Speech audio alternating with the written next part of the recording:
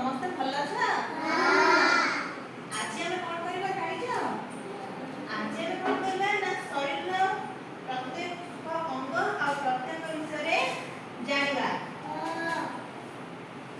ମୁଁ ଜଣ ଜଣଙ୍କୁ ଠିଆ କରି ପଚାରିବି, ସମସ୍ତେ କହିପାରିବ? ଆଚ୍ଛା ଠିଆ ହୁଅ ତମେ।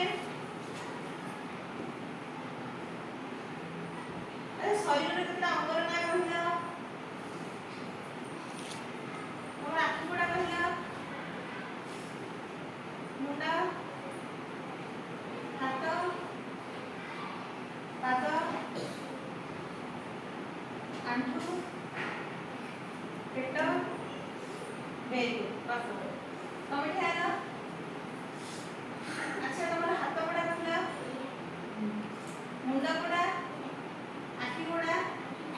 ନାକ, କାନ, ପାଟି, ପେଟ, ଆଙ୍ଗୁଠି, ବେକ। ବସ। ଆଚ୍ଛା ତମେ କହିଲ ତମର ପାଦ କୋଉଟା? ହାତ କୋଉଟା? ନାକ, ଆଖି, ପାଟି, ମୁଣ୍ଡ। ବସ ତମେ ଠିଆ ହେଲ ମାମା। କହିଲେ ତମର ହାତ କୋଉଟା? ଆଙ୍ଗୁଠି କୋଉଟା? ପାଦ କୋଉଟା? ନାକ କୋଉଟା? ଆଖି, ପାଟି, ବେକ। ବସ ତମେ ଠିଆ ହେଲ। କହିଲେ ତମର ମୁଣ୍ଡ କୋଉଟା? କାନ କୋଉଟା? ନାକ, ପାଟି, ପେଟ। ବସ ଆମେ ଆମ ଶରୀରର କ'ଣ କେତେଟା ଅଙ୍ଗ ପ୍ରତ୍ୟଙ୍ଗ ବିଷୟରେ ଜାଣିବା। ଆଗରୁ ତମେ କେତେଟା ଜିନିଷ ଜାଣିଛ? ଜାଣିନ?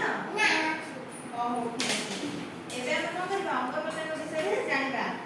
ଦେଖ ଏଇଠି ଗୋଟେ ଚିତ୍ର ଦେଇଛି। ଏଇ ଚିତ୍ରଟିକୁ ଦେଖ। ଏଠି କ'ଣ ଲେଖା ହେଇଛି?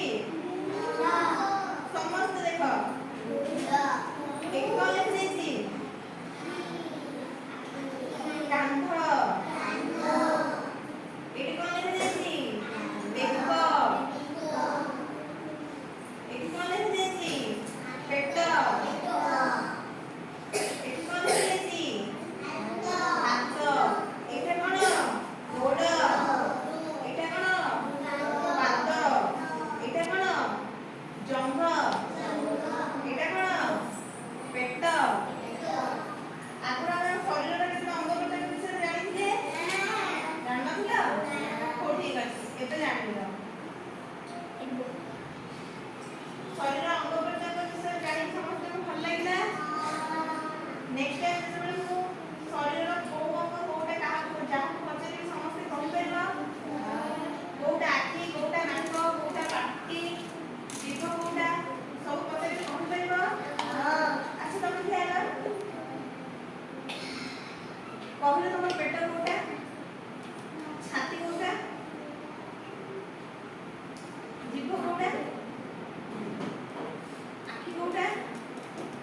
ମୁଣ୍ଡ କୋଉଟା? ଚୁଟି, ଆଙ୍ଗୁଠି,